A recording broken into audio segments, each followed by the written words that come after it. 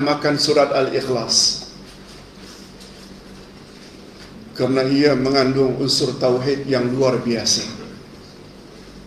Ketika baginda ditanya oleh orang kafir di zamannya, "Ya Muhammad, unsub lana rabbak." Wahai Muhammad, tolong kamu beritahu kami salah silah keturunan Tuhanmu.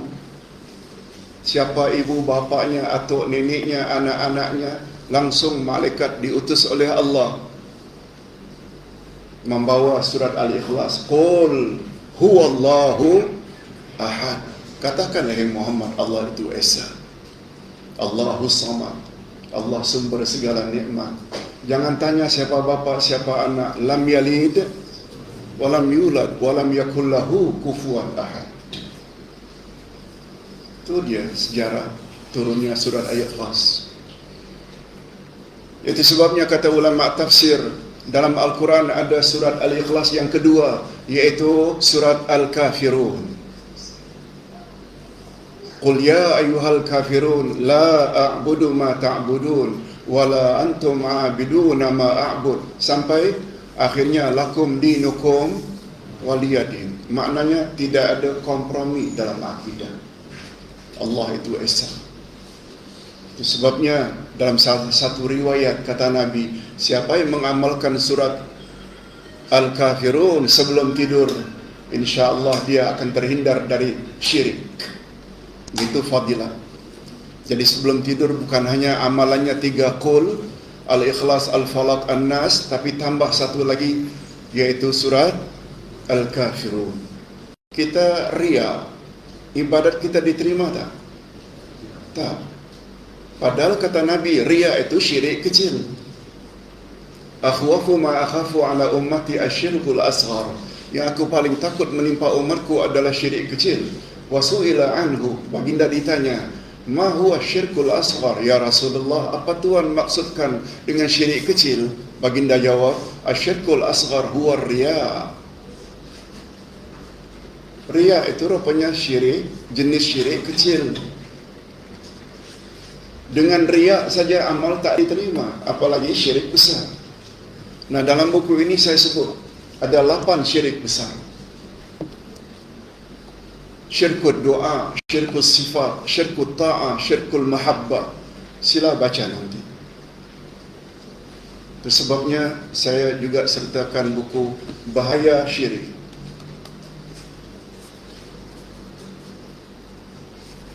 Ada 4-5 bahaya syirik.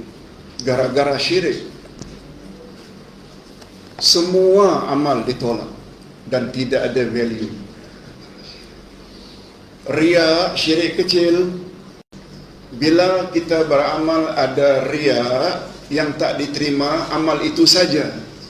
Tapi syirik besar, semua amal kita ditolak oleh Allah. Tolong ikuti ayat 65 dari surat Az-Zumar. A'udzubillahi minasyaitonir rajim. La in asyrakta la yahbatanna 'amaluk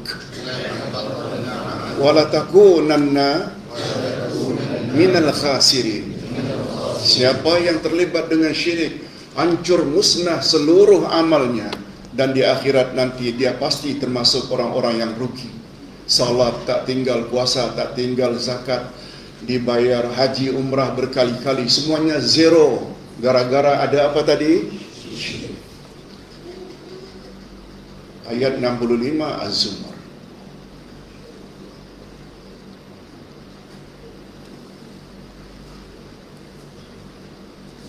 Hadirin dan hadirat yang saya hormati dan kasihi,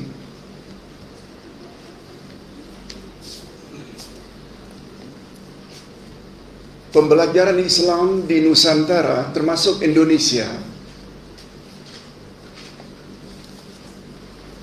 bermula dari fiqh.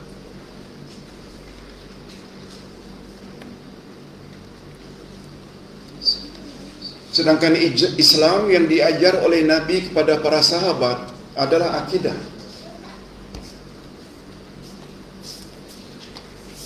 Hadirin dan hadirat, ibadah pertama dalam Islam yaitu salat diturunkan sempena peristiwa apa? Isra' Mi'raj. Betul tak Isra' Mi'raj itu setahun sebelum Nabi hijrah ke Madinah? Sedangkan baginda di Mekah 13 tahun. Puasa, zakat, haji semuanya di Madinah. Salat ibadat pertama 1 year before hijrah. Apa Nabi buat 12 tahun pertama? Tanamkan apa? Akidah. Asyhadu an la ilaha illallah wa asyhadu anna Muhammadar Rasulullah.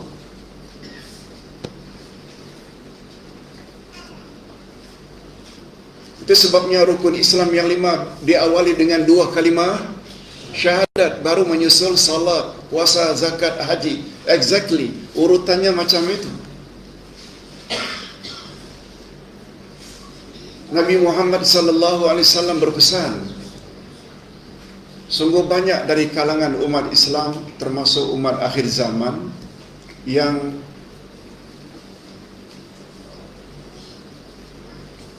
lalai dalam hal ini. Apa kata Nabi? Tolong ikuti, ibda bima bada Allahu bihi. Dahulukan olehmu apa yang telah Allah dahulukan. Sama ada ayat Quran atau hadis Nabi. Apabila kamu akan mendirikan salat, hendaklah kamu basuh mukamu, kemudian tangan hingga ke siku, kemudian sapu kepala, kemudian kaki. Ada urutan tertib tak? Itu maksud ayat ibda bima bada Allahu bihi. Dahulukan olehmu apa yang telah Allah dahulukan. Oleh sebab itu, kalau ingin salat kita diterima dengan uduk, mesti diawali dengan muka dulu. Ini yang wajib ya. Kemudian tangan, kemudian sapu kepala dan kaki. Boleh tak buat terbalik? Boleh tak buat terbalik? Tak sah. Itu maksudnya.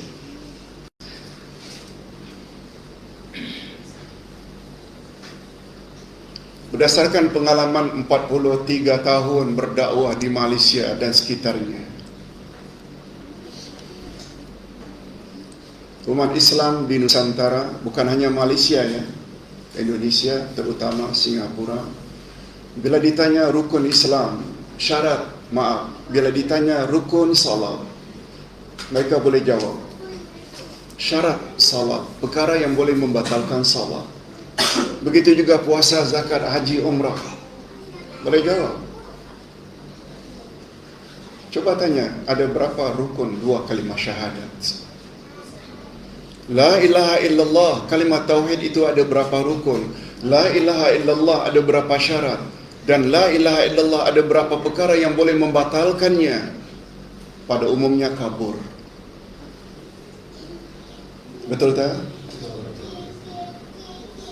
Sebabnya apa? Sebab pembelajaran Islam di Nusantara bermula dari fiqh, bukan akidah. Padahal bila rosak tauhid, akidah dengan syirik, bahaya tak syirik? Bahaya. Malah dalam ayat yang lain, Allah haramkan orang syirik daripada masuk syurga. Haram.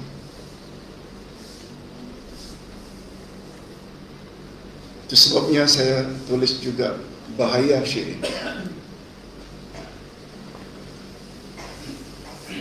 Hadirin dan hadirat yang saya hormati, lagi sayangi, karena sayangnya kami lah, maka kami ingin datang juga dari sini, insyaAllah akan ke Terengganu. Minggu berikutnya akan ke Perak, ke Kuala Kangsar, ke Ipoh, dan seterusnya.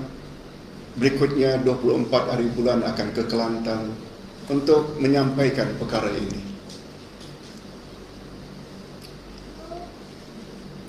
Nah, saya tidak akan bincang perkara ini secara detail. Cukuplah dibaca nanti sebagai bekalan. Muslimat kita, mantap tauhid kita, Masih lagi belum diterima oleh Allah ibadat kita. Kalau tidak mutaba'atur rasul, ikut rasul cara ibadat kita. Semua kita tahu ada hadis sahih, man amila amalan laisa alaihi amruna fahuwa rad. Siapa buat amalan tidak ikut cara kami, amal itu ditolak. Itu sebabnya kami cukup bangga dan berterima kasih pada bapa-bapa dan ibu-ibu sekalian yang cenderung ikut sunnah Nabi sallallahu alaihi wasallam.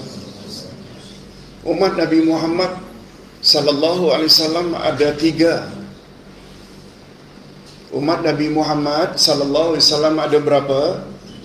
3. Pertama namanya umat dakwah.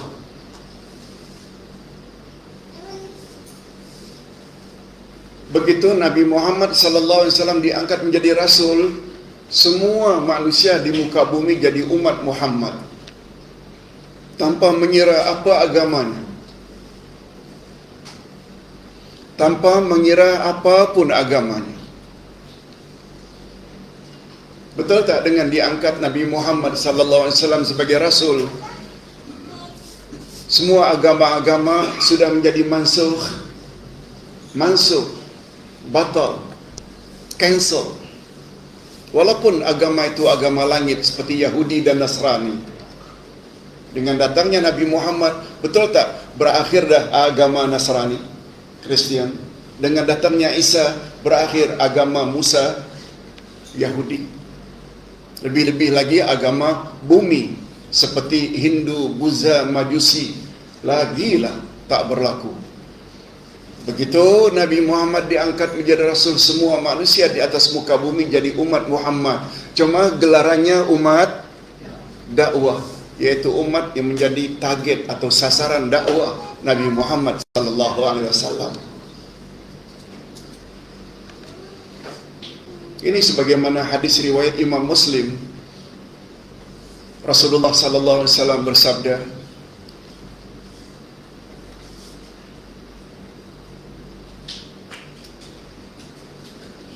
tidak seorang pun dari kalangan umatku, Nabi gunakan umatku, sama ada dia Yahudi atau Nasrani, lalu dia tolak ajaran yang aku bawa, dakhalan nar, dia masuk neraka.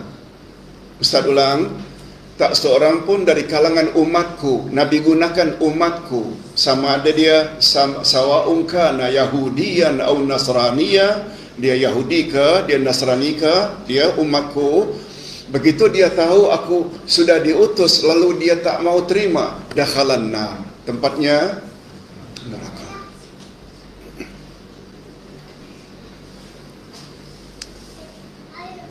Hadirin dan hadirat, jangan lekas gembira dengan kita memeluk Islam.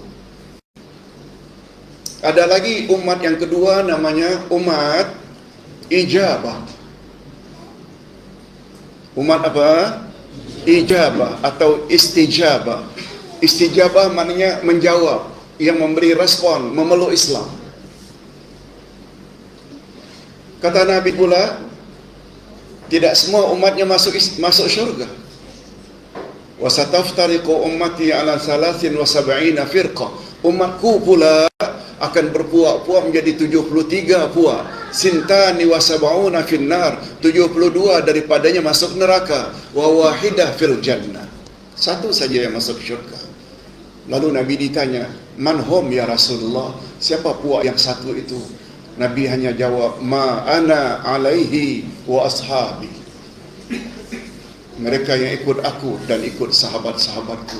Golongan inilah yang disebut dengan ahlus sunnah wal jamaah, ahlu pengikut sunnah Nabi, jamaah yang paling utama untuk kita ikut. Betul tak sahabat-sahabat Nabi, terutama khulafaur rasyidin?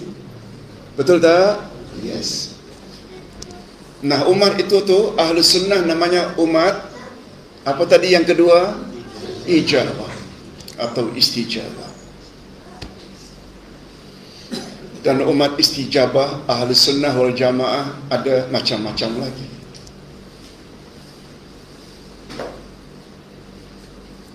Yang 72 tadi kita tak katakan kafir, mereka Islam juga. Apa contohnya? Syiah. Syiah menamakan negara mereka Iran RII, Republik Islam Iran. Al-Jumhuriyah Al-Islamiyah Al-Iraniyah, Islam. Tapi itu termasuk tak Ahlu Sunnah? Masuk tak? Tak. Walaupun mereka juga mengucap dua kalimah syahadat. Mu'tazilah, Khawarij, Murji'ah, Jabariyah, semuanya itu umat ijabah juga. Nah, kalau begitu, umat mana yang paling selamat? Ahlus Sunnah yang macam mana? Nah, itu sebabnya kata ulama akidah, umat yang akan selamat yaitu umat ittiba', dari kata mutaba'ah. Mutaba'atur Rasul, ikut Rasulullah sallallahu alaihi wasallam. Mudah-mudahan kita termasuk ke dalam golongan ini. Amin ya rabbal alamin.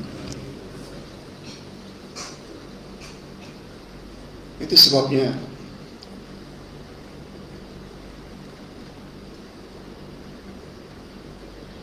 umat Nabi Muhammad sallallahu alaihi wasallam terbagi berapa tadi? 3. Yang pertama namanya umat dakwah. Semua umat setelah Nabi Muhammad diangkat jadi rasul, tak kira apa agamanya. Yang kedua, umat ijabah, yang menjawab, yang ingin memeluk Islam, tapi bukan semua yang akan selamat. Yang selamat hanya satu saja, namanya Ahlus Sunnah wal Jamaah. Ahlus Sunnah wal Jamaah inilah yang dipanggil dengan mutaba'ah atau ittiba'. Apa makna ittiba'? Ikut siapa? Ikut Rasulullah sallallahu alaihi wasallam. Hadirin dan hadirat, dalam bahasa Arab ittiba' ini tak sama dengan taklid. Taklid mengikut juga. Tolong ikuti ayat yang ke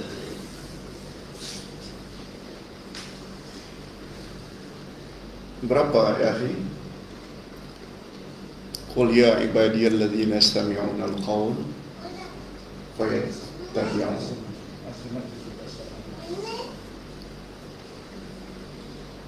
Yes, Az-Zumar 17-18. Tolong ikuti. Qul ya ibadiyalladzina ittaba'u alladzina yastami'una al-qaul fayattabi'una ahsana ulaika alladzina hadahumullah wa ulaika hum ulul albab. Katakan, hai Muhammad, hai hamba-hambaku yang bergelumang maksiat.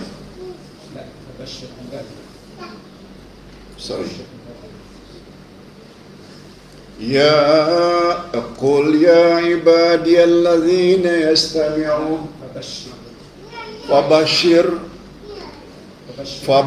ibadiyalladzina yastami'una al-qaul wa yattabi'una ahsana.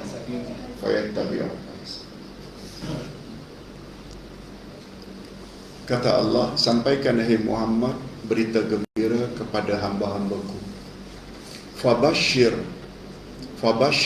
tolong ulang sekali lagi. Fabashshir ibadi alladzina yastami'una al-qaul fayattabi'una ahsan. Sampaikan hai Muhammad kepada hamba-hambaku yang bergelumang maksiat.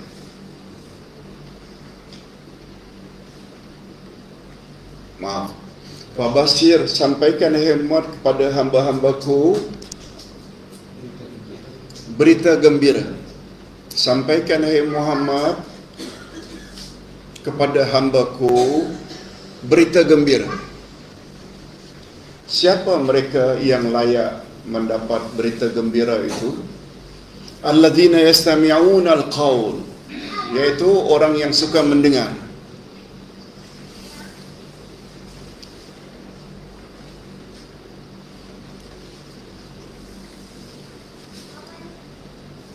Rupanya syarat pertama untuk mendapat berita gembira ni, kita perlu punya sifat suka mendengar.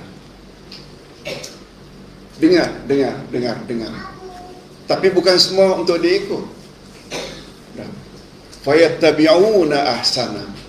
Lalu mereka ikut mana yang lebih baik. Kami sebelum ke sini tadi sempat ziarah Ustaz Fikri di Temerloh, yang nama matanya tak nampak sekarang.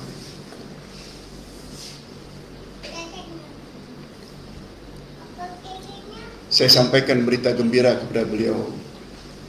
Ustaz Fikri, tak usah terlalu sedih. Dalam Al-Quran, Allah gandengkan pendengaran dan penglihatan ini 19 kali. Berapa kali? 19 kali. Dari 19 kali itu, hanya 2 kali saja mata penglihatan disebut dahulu. 2 kali saja. Sisanya berapa? 17 kali pendengaran disebut dahulu.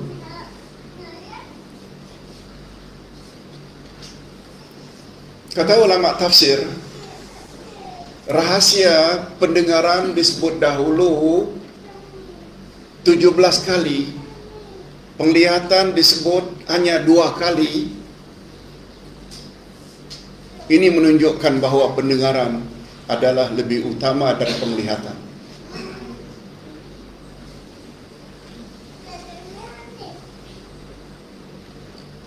Seorang doktor dari Mesir pernah membuat penyelidikan. Rupanya baby itu pendengaran sudah berfungsi dahulu daripada penglihatan. Sejak dalam perut ibu lagi, ketika janin, baby sudah mendengar. Itu sebabnya ibu-ibu yang hamil disuruh supaya banyak baca Quran. Baby sudah dengar. Dan baby tidak berfungsi matanya kecuali bila dah keluar. Betul tak? Itu satu.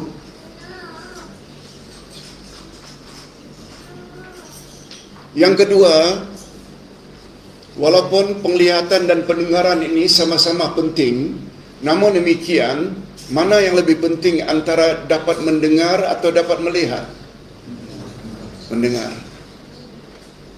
Berapa banyak orang-orang yang buta tapi hafal Al-Quran? Kita yang celik ini tak hafal-hafal, walaupun surah pendek.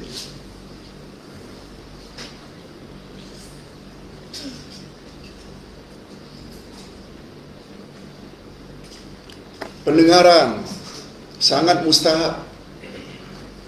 Itu sebabnya kembali kepada persoalan tadi, sampaikan hai Muhammad berita gembira kepada hamba-hambaku yang suka mendengar, terutama sekali mendengar Al-Quran, hadis Nabi,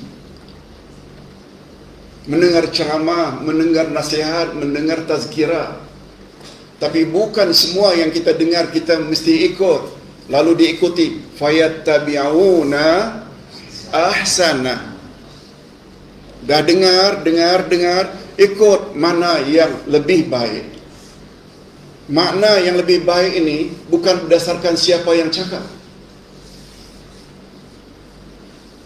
Mentang-mentang dia pakai serban, mentang-mentang janggutnya panjang, mentang-mentang dia pakai jubah, no. Mentang-mentang dia itu dari kalangan Habib, no.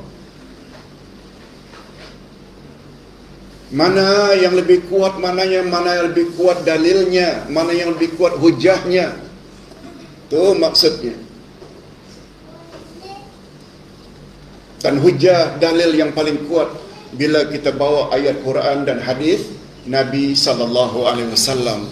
Apalagi baginda Rasul jelas-jelas menyebut dalam hadis riwayat Imam Malik, taraktu fikum amraini in amsaktum bihima lan tadillu abada, Al-Quran wa sunnati. Aku tinggalkan dua pedoman untukmu wahai umat, selagi kamu berpegang teguh kamu tidak akan sesat untuk selama-lamanya, yaitu Quran dan sunnah. Berapa banyak hari ini orang-orang yang bercakap saja, tak bawa ayat Quran, tak bawa hadis Nabi. Kalau bawa hadis Nabi pun tak disebut hadisnya, riwayat dan derajatnya apa. Ustaz tidak larang ibu-ibu dan bapa sekalian gemar dengan TikTok. Ceramah pendek. Kadang-kadang ceramah yang tidak diikuti dengan dalil sama sekali. Betul tak? Sekarang jadi kegemaran orang. Ustaz lihat ada bahayanya. Kita yang jadi sasaran kadang-kadang. Pak Ustaz, saya dengar itu betul ke? Kita terpaksa jelaskan. Sebab masih banyak lagi di kalangan masyarakat kita, dia menilai sesuatu kebenaran itu karena ia diamalkan oleh ramai orang.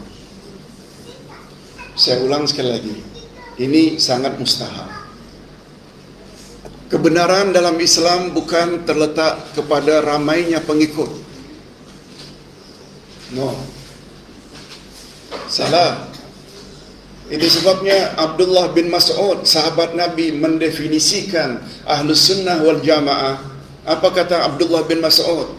Tolong ikuti. Al-jama'atu ma wafaqal haq walau kunta wahdak. Kebenaran itu ialah sesuatu yang menepati kebenaran walaupun anda seorang diri.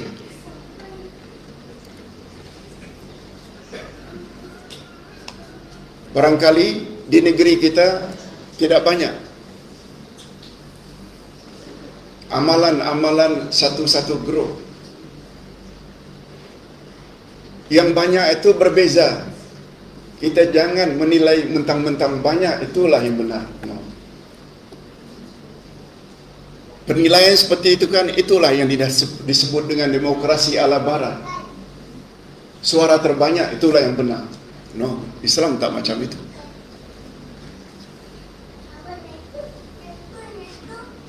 Hadirin dan hadirat yang saya hormati, menyambung apa yang saya katakan tadi, ramai tidak semestinya membawa makna kebenaran. Tolong ikuti ayat 116 surat Al-An'am. Apa kata Allah? A'udzubillahi minasyaitonirrajim. Wa in tuti' aktsara man fil ard yudilluka an sabilillah. Kalau kamu ikut kebanyakan manusia di atas muka bumi, niscaya mereka akan menyesatkan kamu daripada jalan Allah.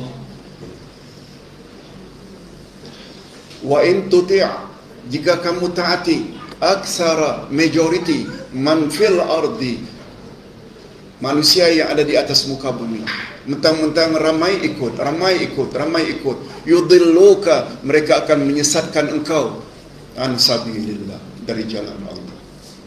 Betul tak ayat ini menguatkan lagi bahawa tidak semestinya banyak itu menandakan benar. Oleh sebab itu, bapa-bapa dan ibu-ibu yang saya hormati,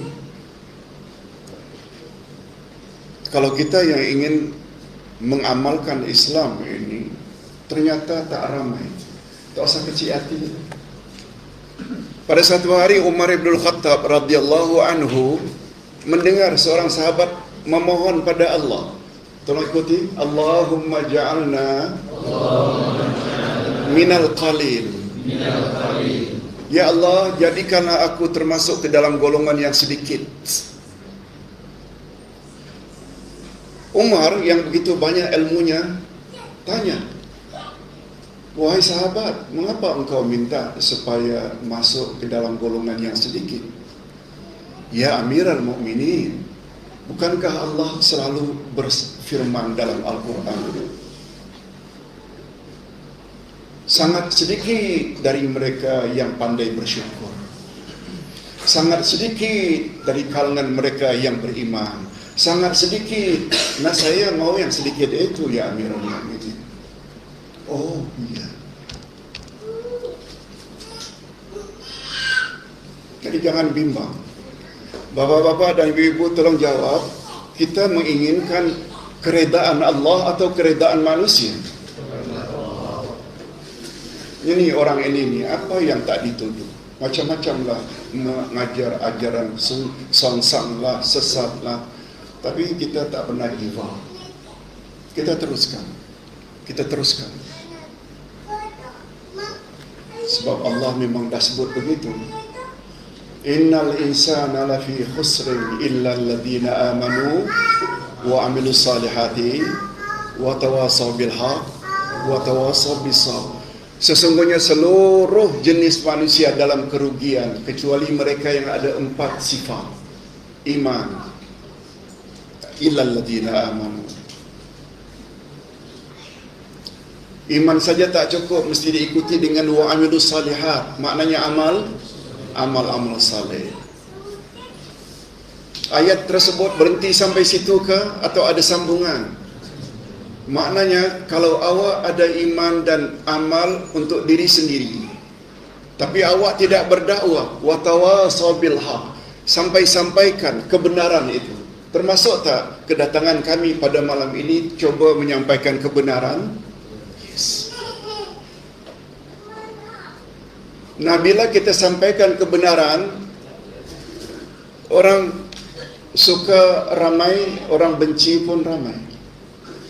Disitulah perlunya watawasaw bis sabri. Perlu sabar. Sabar kita menahan. Cantik urutannya. Ini lagi berlaku kaedah tadi. Tolong ikuti. Ibda bima bada Allahu bihi. Awalilah sebagaimana Allah awali. Betul tak Allah awali iman dulu? Betul tak? Setelah iman, betul tak awak mesti amalkan secara peribadi? Betul tak? Baru setelah itu berdakwah. Betul tak dakwah perlu kepada ilmu dan amal? Begitu urutannya. Rupanya dakwah ni dia terletak pada third step. First step, iman. Dan ingat, iman tak akan sempurna tanpa 3 knowledge. Tolong ikuti. Ma'rifatullah, ma'rifatun Nabi, ma'rifatud dinil Islami. Knowledge tentang Allah, kita kena kenal Allah. Knowledge tentang Nabi Muhammad, dan knowledge kita tentang selok belok agama.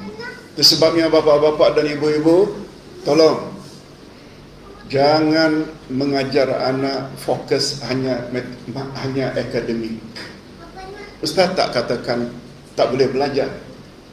Untuk kejayaan di dunia perlu tak ilmu-ilmu akademik?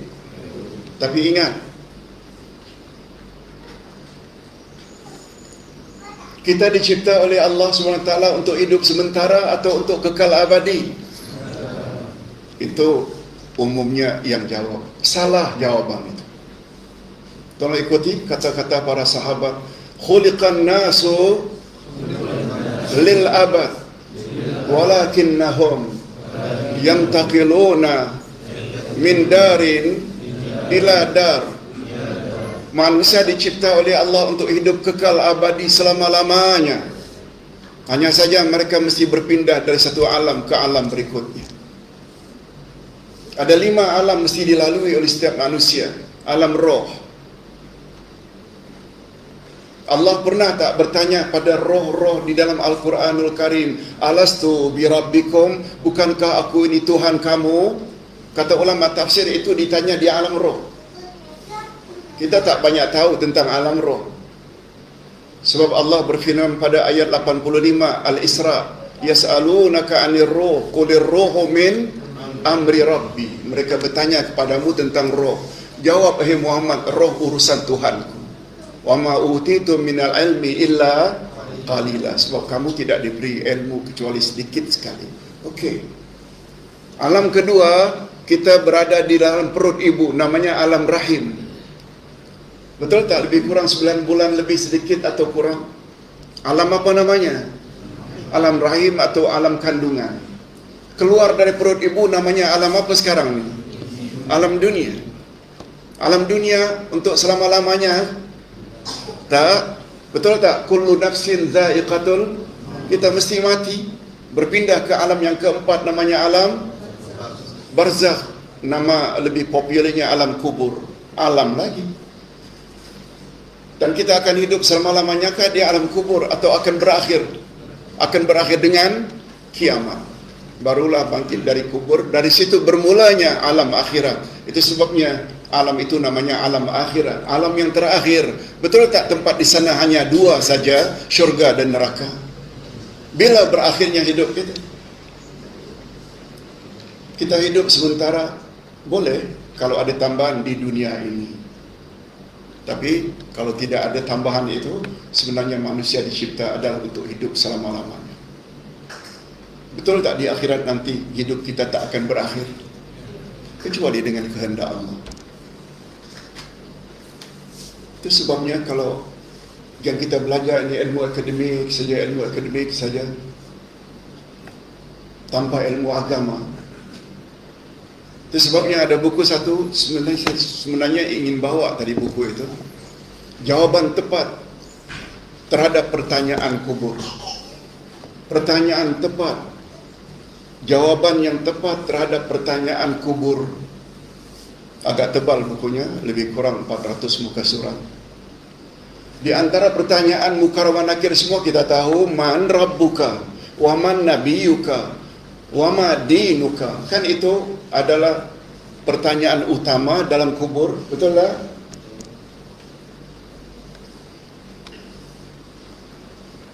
Man rabbuka, siapa Tuhanmu? Kita tak boleh jawab dengan matematik. Kita hanya boleh jawab bila kita kenal Allah. Itu sebabnya kata Sayyidina Ali, awwaluddin ma'rifatullah. Awal-awal agama mengenal Allah. Pertanyaan kedua, waman nabiyuka, macam mana jawab bila kita tak kenal Nabi? Wama dinuka, apakah agamamu, macam mana nak jawab bila selok-belok agama kita tak tahu? Kita boleh bangga dengan kecemerlangan anak-anak kita dalam UPSR, SPM dan lain-lain. Tapi itu belum memadai untuk anak-anak kita lulus dalam pertanyaan mukar wa nakir. Sebab di dalam pertanyaan mukar wa nakir dalam kubur, jawabannya bukan mulut. Allah sebut dalam surat Yasin ayat 65. Tolong ikuti.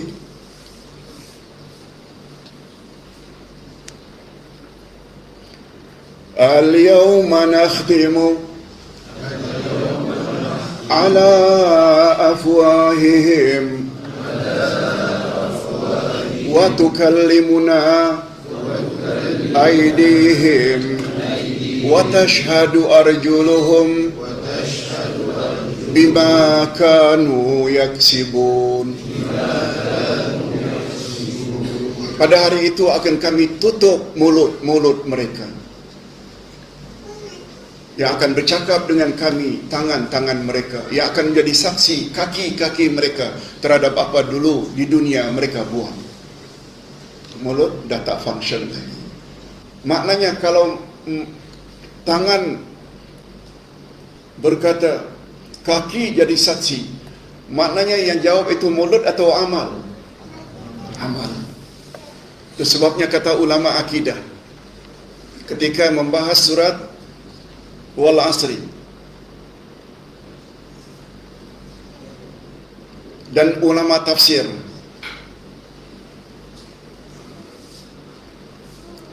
yang namanya barangkali semua kita tahu, Muhammad bin Abdul Wahab, yang orang panggil Wahabi. Beliau ada satu kitab namanya Tafsir Surat Wal Asr. Kata beliau, seluruh manusia dalam keadaan kerugi kecuali orang beriman. Orang beriman itu tak akan sempurna bila dia tidak ada 3 knowledge. 3 knowledge tadi. Kenal Allah, kenal Rasul, kenal. Itu sebabnya saya juga sudah tulis sebuah buku. Sebab menurut Ahlu Sunnah wal Jamaah, cara mengenal Allah ada 2. Ada 2. Tolong ikuti, Al-Asma'ul Husna.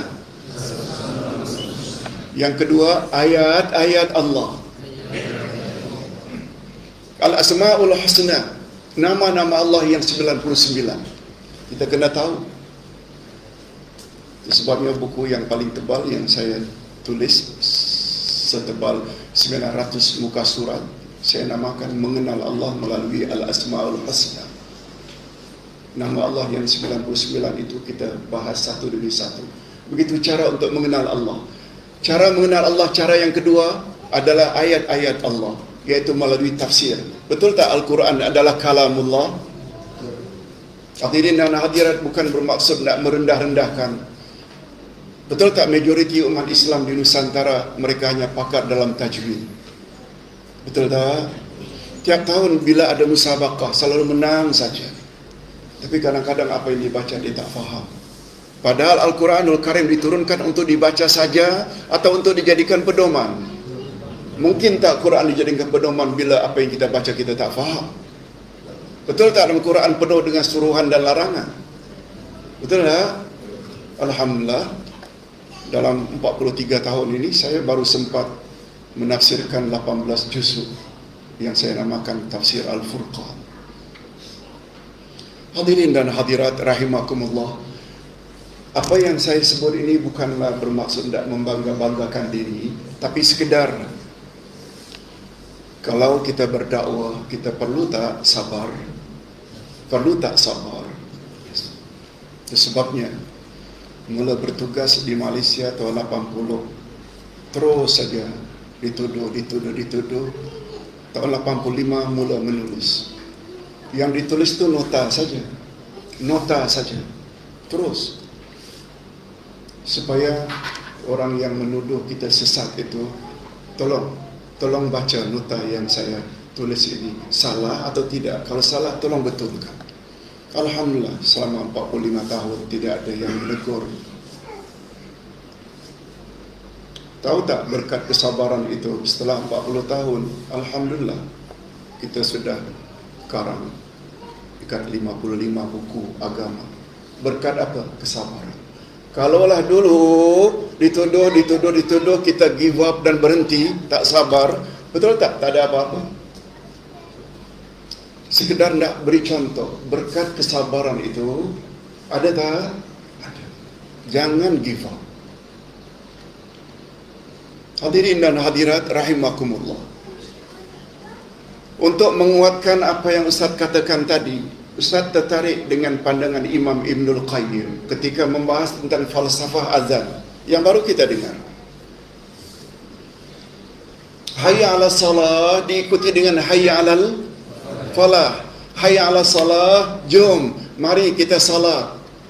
Hayya 'alal falah, mari kita menuju kejayaan, kemenangan. Ini kalau boleh setiap azan tu ingat falsafah ini. Allahu Akbar, Allahu Akbar. Betul tak itu yang pertama? Dan itu kata beliau melambangkan Islam. Hadirin dan hadirat, setuju tak kalau Ustaz katakan bahawa hanya orang Islam saja yang membesarkan Allah dalam pengertian yang sebenar? Betul tak? Orang kafir percaya tak yang turunkan hujan, yang beri rezeki, yang menghidupkan, yang mematikan adalah Allah? Percaya tak? Mereka bukan katakan berhala, mereka yang menghidupkan mereka Allah. Tak salah orang Yahudi, orang Nasrani, musyrikin menyembah berhala pun bila ditanya siapa pencipta langit dan bumi, mereka jawab Allah. Tolong ikuti firman Allah, wala in sa'altahum man khalaqas samaa samawati wal ard la yaqulanna Allah la yaqulunna Allah.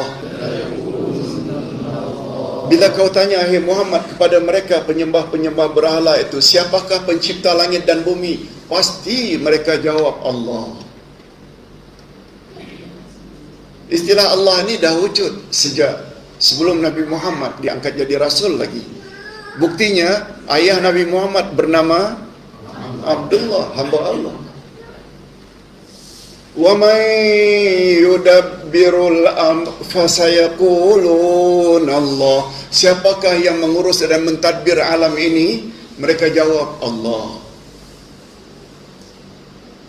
Orang kafir juga percaya tak Allah memiliki sifat-sifat yang sempurna, pengasih, penyayang, adil, bijaksana? Percaya tak? Percaya. Cuma yang tak ada pada mereka, mereka tak sembah Allah sahaja. Itu sebabnya kalau kita pernah dengar tauhid, supaya kita menjadi lebih faham, perlu tak dibagi kepada 3?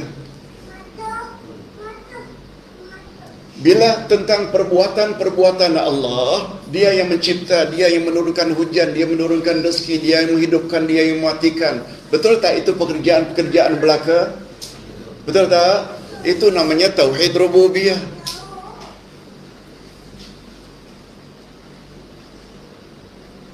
Kalau mereka percaya Allah Maha Pengasih, Allah Maha Penyayang, Allah Maha Mengetahui, Allah Maha Bijaksana, Allah Maha Berkuasa, itu namanya kepercayaan, itu tauhid asma wa sifat. Betul tak orang kafir juga percaya? Tetapi yang tak ada pada mereka tauhid uluhiyah. Tauhid uluhiyah maknanya hanya Allah saja yang berhak disembah, tidak boleh yang lain. Sebagaimana kehendak la ilaha illallah, tiada Tuhan yang berhak disembah melainkan Allah. Itu pembeza Muslim dengan non-Muslim. Bukan pada rububiyah, bukan pada asma wa sifat, tapi pada uluhiyah, iaitu iyyaka na'budu wa iyyaka nasta'in. Itu sebabnya kata Abdullah bin Mas'ud, sahabat Nabi, kata Abdullah bin Mas'ud, induk Quran terletak pada surat Al-Fatihah. Itu sebabnya Al-Fatihah salah satu namanya Ummul Kitab atau Ummul Quran, ibu Quran, induk Quran. Selanjutnya Abdullah bin Mas'ud yang pakar dalam tafsir selain Abdullah ibnu Abbas ditanya, kalaulah surah Al-Fatihah itu inti Al-Quran, apa pula inti surah Al-Fatihah? Pernah tak kita dengar bahawa inti surat Al-Fatihah itu pada huruf ba-nya, Bismillah. Inti huruf ba pula pada titiknya. Kita pernah dengar tak? Tak, baguslah tak dengar. Cuma Abdullah bin Mas'ud ketika ditanya, kalau surat Al-Fatihah itu inti Al-Quran, apa pula inti dan induk surat Al-Fatihah yang paling penting? Kata beliau, iyyaka na'budu wa iyyaka nasta'in. Sama tak iyyaka na'budu dengan la ilaha illallah? Sama tak? Yang ini la ilaha illallah, tiada Tuhan yang berhak disembah melainkan Allah. Iyyaka na'budu, hanya Engkau ya Allah yang kami sembah. Sama tak? Exactly. Itu sebabnya Imam Ibnul Qayyim, Imam Ibnul Qayyim, beliau ulas iyyaka na'budu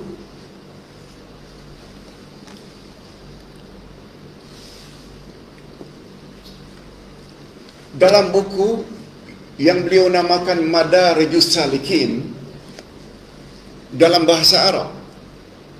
3 jilid sebesar ini, 1 jilid sebesar ini, 3 untuk iyyaka na'budu sahaja, ditinjau dari segala sudut.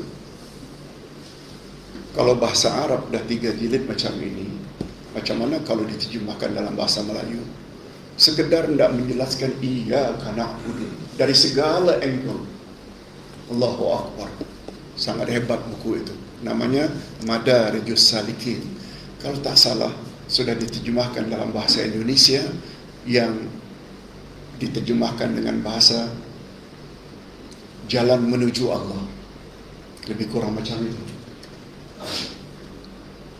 Hadirin dan hadirat rahimakumullah. Okey, Ustaz sekedar hendak menjelaskan salat yang akan membawa kepada kejayaan al-falah mesti memenuhi berapa syarat tadi?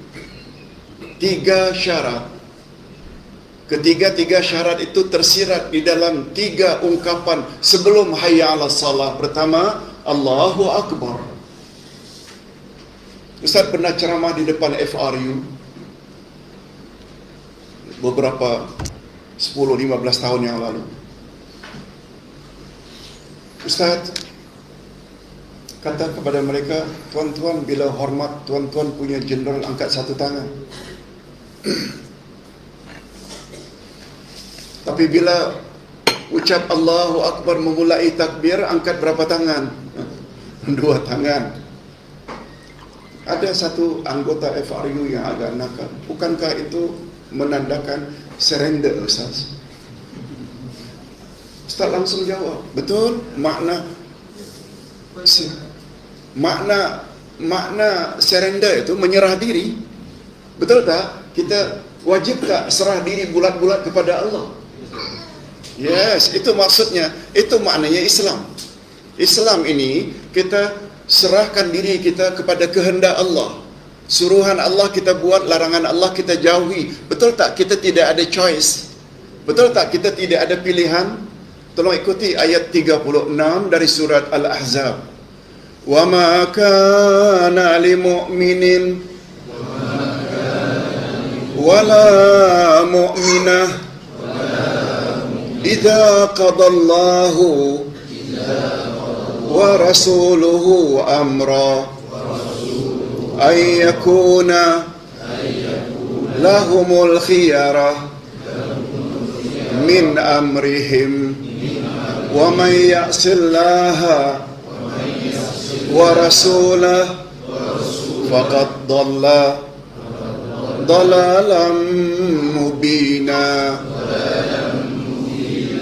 Tidak berhak orang beriman laki-laki, juga tidak berhak orang beriman wanita, apabila Allah dan Rasul telah tetapkan satu-satu ketetapan hukum, lalu mereka ingin cari ketetapan hukum yang lain. Berhak tak? Tak. Aqimus salah, kata Allah. Caranya begini, kata Rasul mengajar kita. Betul tak kita mesti buat salat macam yang Allah suruh, sebagaimana yang dijelaskan oleh Rasul kaifiatnya? Yes, no choice. Jangan minum arak, jangan berjudi, jangan berzina, jangan rasuah. Betul tak? Sami'na wa ata'na. Tidak berhak orang beriman laki-laki, sebagaimana juga tidak berhak orang beriman wanita. Bila mereka tak berhak, bila Allah dan Rasul telah tetapkan ketetapan hukum, lalu mereka ingin mencari ketetapan hukum yang lain. Tapi andai kata marah dikatakan tidak Islam, tetapi suruhan Allah tidak dibuat, larangan Allah dilanggar. Suruhan Rasul tidak dibuat, larangan Rasul dilanggar. Coba dengar penjelasan ayat atau sambungan ayat. Wa may ya'sillaha wa rasulah. Siapa yang ingkar terhadap ketetapan Allah dan Rasul, faqad dhalla dhalalam mubina, maka jatuhlah, terjerumuslah ia ke dalam kesesatan yang nyata. Bukan Ustaz yang cakap, Allah yang cakap. Itu sebabnya Ustaz gunakan istilah, seseorang itu sudah dikategorikan sebagai sesat, tak semestinya masuk ajaran sesat. Tak semestinya masuk ajaran ayah bin. Tak semestinya masuk ajaran hak yang baru-baru ini. Tak semestinya. Tak semestinya masuk ajaran Arqam. Tak semestinya masuk ajaran Syiah. Tak.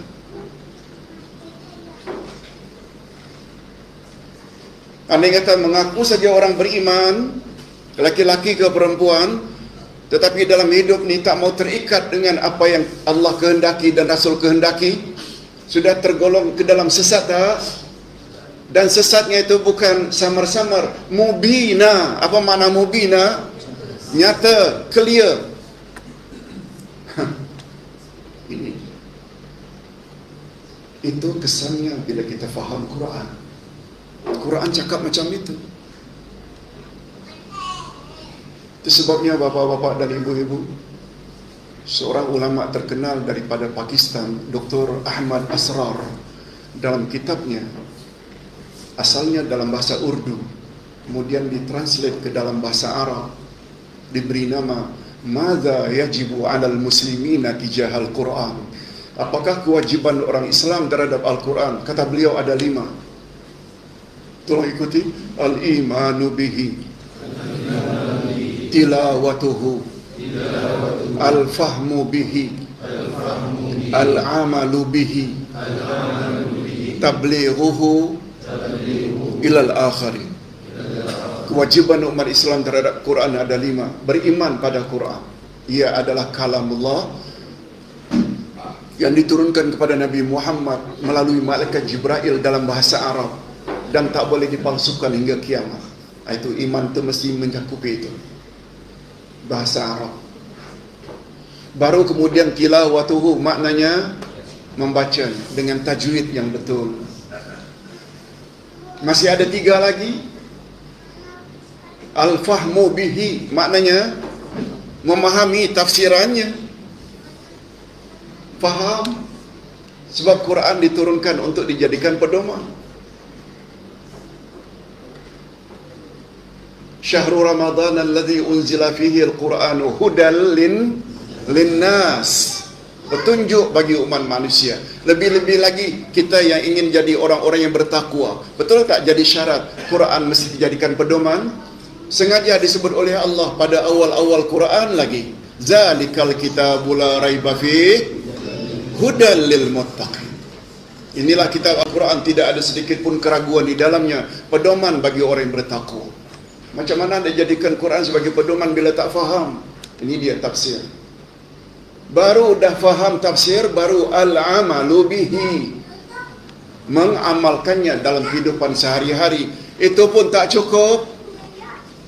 Di sinilah rahasia antara lain mengapa kena datang juga semana tempat yang kita mampu, antara lain ke surau Ubudiyah. Hendaklah kamu sampaikan apa yang kamu tahu dan amal itu kepada orang lain. Sampaikan, tablighuhu ilal akharin. Jadi kewajiban kita terhadap Al-Quran ada berapa sebenarnya? 5. Hadirin dan hadirat rahimakumullah.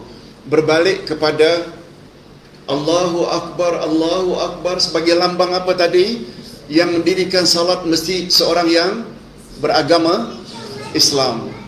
Belum tentu lagi mentang-mentang Islam salatnya akan membawa kejayaan. Dia mesti ikhlas. Dan ikhlas ini pula tersirat di dalam asyhadu alla ilaha illallah. Aku bersaksi tiada Tuhan yang berhak disembah melainkan Allah. Dia membawa makna Muslim tersebut, Muslimat tersebut, salatnya mesti apa tadi? Ikhlas lillah, semata-mata lillah. Ikhlas sama dengan apa tadi? Ikhlas, la ilaha illallah, kalimat tauhid, disebut juga dengan kalimat ikhlas. Itu memberi isyarat ikhlas sama dengan tauhid. Kalau tauhid itu lawannya syirik, ikhlas juga lawannya syirik. Betul tak? La ilaha illallah adalah kalimat tauhid. Itu istilah itu. Selain namanya kalimat tauhid, dia dinamakan juga kalimat ikhlas. Allahu Akbar. Bapak-bapak dan ibu-ibu barangkali pernah dengar bahawa Yusuf Islam, yang nama asalnya Cat Stephen, ketika ditanya oleh ABC, Australian Broadcasting, radio Australia, apa sebab kamu berpindah agama ke agama Islam? Kata beliau,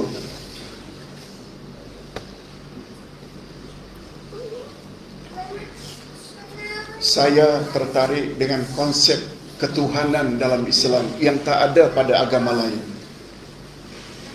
Konsep apa tadi? Saya tertarik memeluk Islam sebab saya yakin konsep ketuhanan dalam Islam beza dengan agama-agama lain.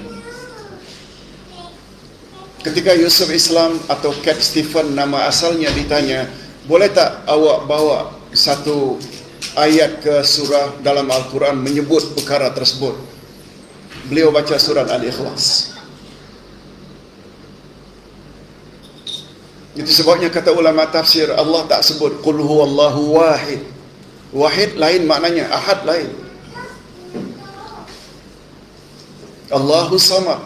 Lalu untuk menguatkannya lagi, esanya Allah itu lam yalid walam yulad. Betul-betul tak dia itu tunggal esa? Oleh itu orang baru masuk Islam saja faham betapa perlunya tauhid. Okey. Hayya 'alas salah boleh membawa kepada hayya 'alal falah. Pelakunya mesti Muslim, itu tersirat di dalam Allahu Akbar, Allahu Akbar. Muslim tersebut hendaklah salat dengan ikhlas tauhidnya. Tidak boleh bercampur syirik.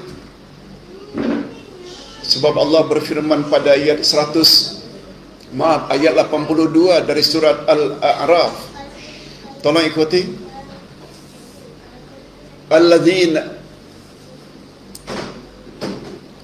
Alladzina amanu wa lam yalbisu imanahum bizulmin ulaika lahumul amnu wa hum muhtadun. Orang-orang yang beriman lalu mereka tidak campur baurkan iman mereka dengan kezaliman. Mereka sajalah orang-orang yang akan aman dari siksaan Allah. Bapak-bapak dan ibu-ibu, pada mulanya para sahabat tidak faham. Ya Rasulullah, ayat berbunyi, orang-orang beriman lalu tidak campurkan iman mereka dengan kezaliman. Mereka sajalah yang akan aman dari siksaan Allah. Ya Rasulullah, mana ada manusia yang tidak buat zalim?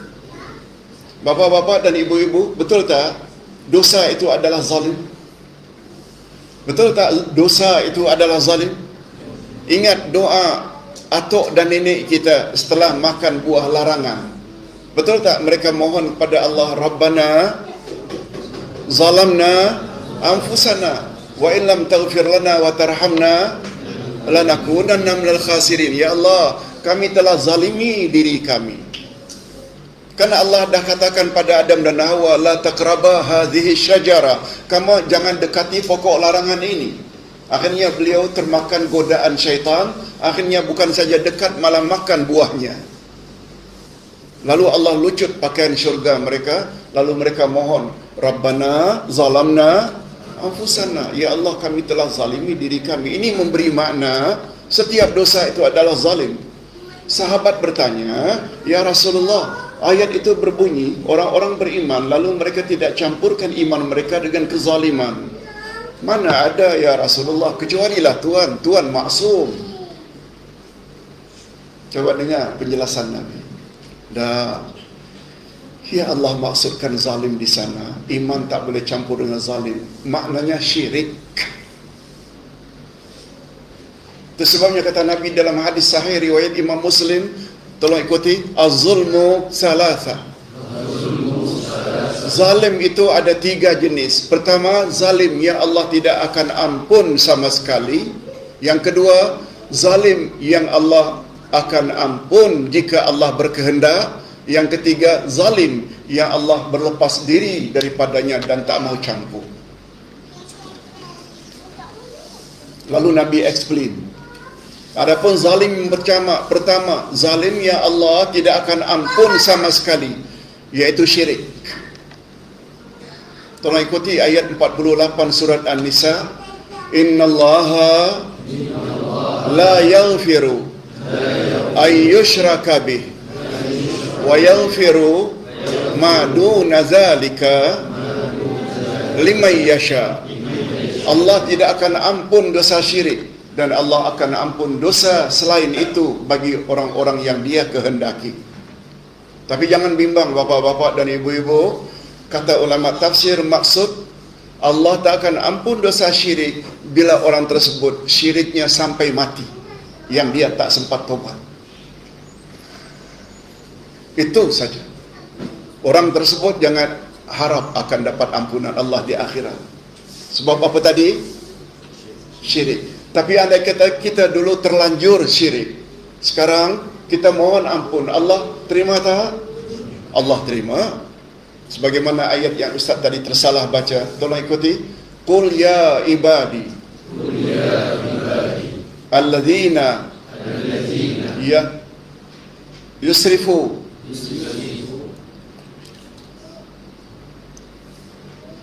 Qul ya ibadiyalladzina asrafu ala anfusihim la taqnatu min rahmatillah. Ya ayuhal, maaf Ustaz ulang sekali lagi. Qul ya ibadiyalladzina asrafu ala anfusihim la taqnatu min rahmatillah innallaha yaghfiruz dzunuba jami'a. Katakan, hai Muhammad, hai hamba-hambaku yang bergulung maksiat, jangan kamu putus asa akan rahmat Allah. Lalu Allah sebut, innallaha yaghfiruz dzunuba jami'a, karena Allah bersedia memaafkan semua dosa. Jami'a, all of dosa. Termasuk syirik tak? Kata ulama tafsir termasuk syirik. Kata ulama tafsir termasuk syirik.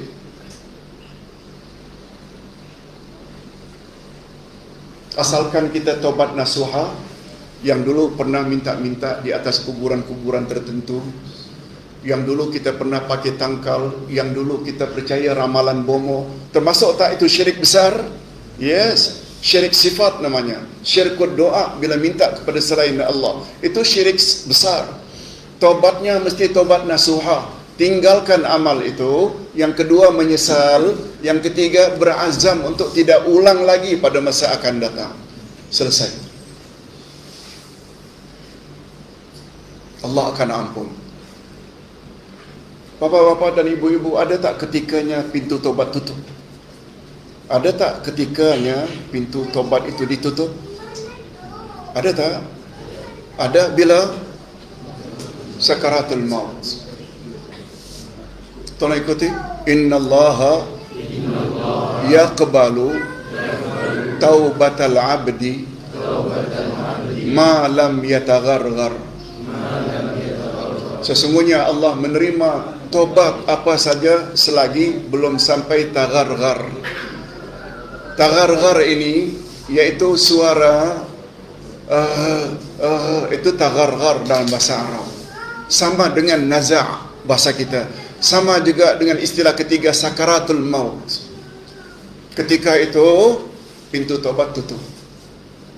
Oleh sebab itu sebelum sampai ketika itu, perlu tak kita tobat nasuha? Orang yang tobat nasuha dihapuskan oleh Allah. Itu maksudnya zalim yang pertama. Apa tadi? Allah tidak akan ampun sama sekali syirik. Yang kedua, zalim yang kedua, Allah akan ampun jika Allah berkehendak, yaitu dosa-dosa kepada Allah selain syirik. Termasuk minum arak, berzina, berjudi, itu bukan syirik. Andai kata seseorang meninggal dunia tak sempat tobat pun, dia masih lagi dalam kategori Allah boleh maaf jika Allah berkehendak. Itu sebab bunyi ayat tadi, sesungguhnya Allah tidak akan ampun dosa syirik, dan Allah akan ampun dosa selain itu bagi orang yang Dia kehendaki. Itu yang kedua.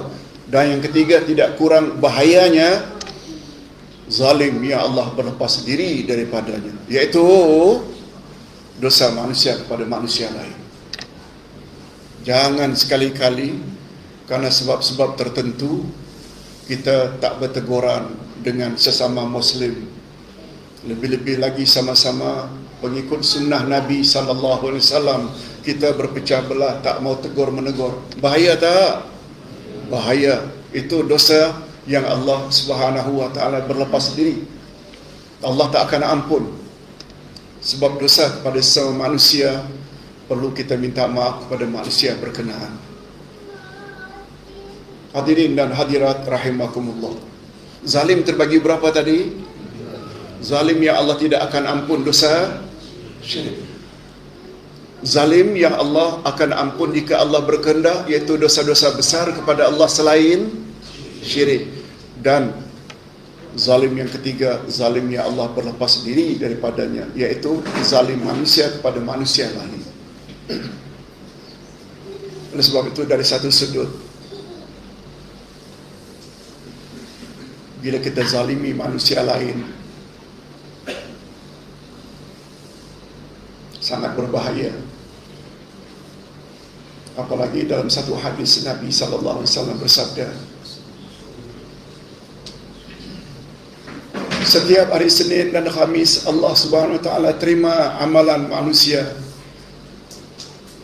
kecuali kata Allah, jangan kamu ampun dua orang yang sedang bertelingkah itu. Utruku hatta yastaliha. Jangan kau ampun, hai malaikat manusia yang berdua itu, sehingga mereka berdamai. Rupanya bila seteru antara kita dengan sama kita, boleh tak mengakibatkan amal kita tidak diterima oleh Allah? Bahaya. Okey, berbalik kepada persoalan tadi. Hayya 'alas salah baru membawa hayya 'alal falah. Salat baru membawa kejayaan. Bila pelakunya seorang Muslim, itu isyarat di dalam Allahu Akbar, Allahu Akbar. Salat yang dilakukan oleh Muslim juga belum tentu membawa kepada al-falah, kejayaan, kecuali apabila Muslim itu apa tadi? Ikhlas, mentauhidkan Allah, tak bercampur syirik. Ustaz tadi sedang jelaskan ayat tadi. Orang-orang yang beriman, lalu mereka tidak campurkan iman mereka dengan kezaliman. Kan itu tadi. Betul tak? Lalu sahabat bertanya, ya Rasulullah, mana ada orang beriman ini yang tidak pernah buat zalim? Maksud mereka tak buat dosa. Lalu kata Nabi, tidak. Yang Allah maksudkan iman itu tak boleh campur dengan zalim. Zalim di sini dengan mana syirik. Itu yang datangnya syirik tadi. Zalim itu terbagi tiga. Nah, apabila imannya itu tidak bercampur sedikit pun dengan syirik, barulah mereka itu akan aman dari siksaan Allah. Maknanya, kalau beriman, syirik masih buat lagi, orang tersebut akan aman tak dari siksaan Allah? Masih belum boleh tangkap. Orang beriman, lalu dia tidak campurkan imannya dengan syirik. Orang ini sajalah yang akan aman dari siksaan Allah di akhirat nanti. Maknanya imannya mesti murni tak? Pure tak? Kalau imannya tapi ada campur syirik, dia akan aman tak di akhirat nanti? Aman tak? Tak. Amalnya saja kan hancur tadi. Tolong ulang sekali lagi. La in asyrakta la yahbatanna amaluk wa la takunanna minal khasirin.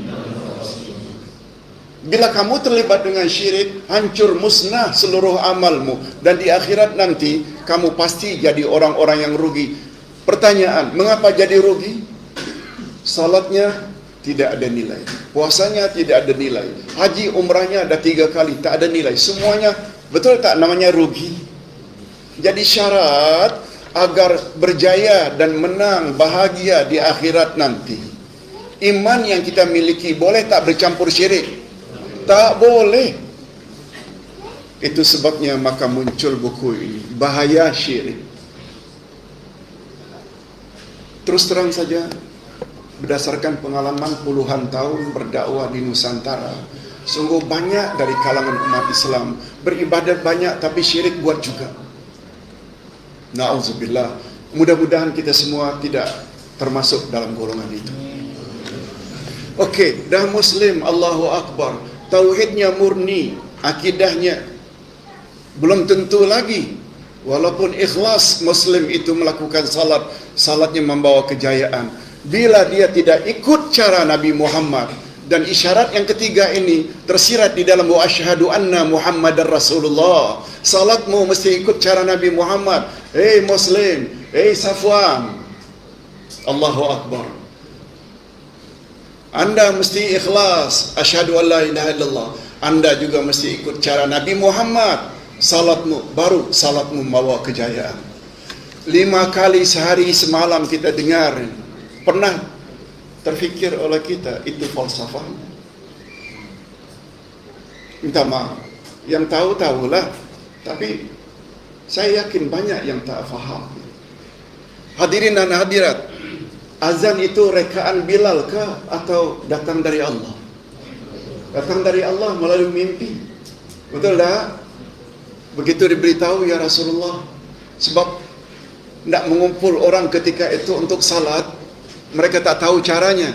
Ada yang mengusulkan, bagaimana kalau kita unggunkan api saja? Jangan, kata Nabi, itu cara Majusi, penyembah api. Macam mana kalau kita bunyikan loceng? Jangan, itu cara Nasrani. Macam mana kalau kita bunyikan trompet? Jangan, itu cara Yahudi. Tak ada penyelesaian. Malamnya Bilal bermimpi. Ada yang mengajar ungkapan dalam azan. Lalu disampaikan pada Nabi. Nah, kata Nabi, ini datang dari Allah. Cara untuk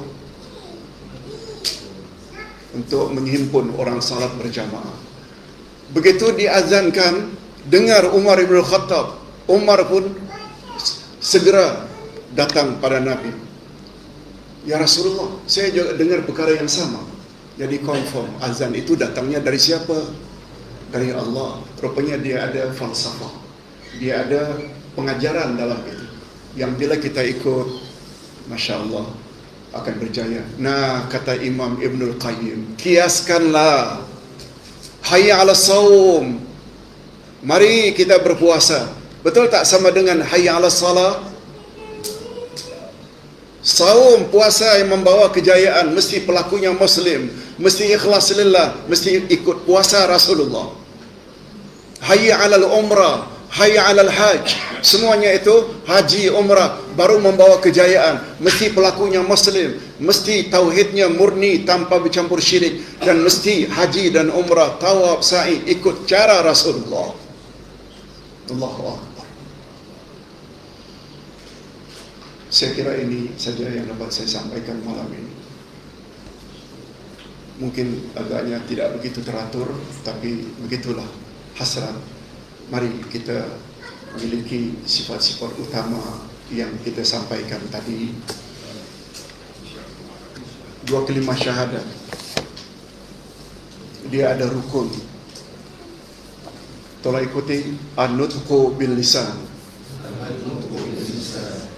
wa tasdiqu bil qalbi, wal amal bil arkan. Rukun 2 kalimah syahadat ada 3. An-nutqu bil lisan, ucap dengan lidah. Asyhadu an la ilaha illallah wa asyhadu anna Muhammad Rasulullah. Alhamdulillah, kita orang Malaysia, orang Nusantara cukup fasih dalam mengucap 2 kalimah syahadat. Alhamdulillah, rukun pertama dah kita miliki. Wa tasdiqu bil qalbi, kita mesti benarkan dengan hati tanpa ragu. Betul tak? Kita tak ragu lagi yang berhak disembah hanya Allah. Betul tak? Kita tak ragu-ragu lagi bahawa Nabi Muhammad memang Rasulullah, Rasul terakhir. Nah, yang ketiga, al-amal bil arkan, kita mesti laksanakan dalam kehidupan sehari-hari tuntutan 2 kalimah syahadat. Tuntutan asyhadu an la ilaha illallah, awak mesti taat Allah. Taat dalam bahasa Arab, tolong ikuti, at-ta'atu naw'an, fi'lun wa tarkun. Taat dalam bahasa Arab dia ada 2 jenis. Fi'lun, buat, tarkun, tinggalkan.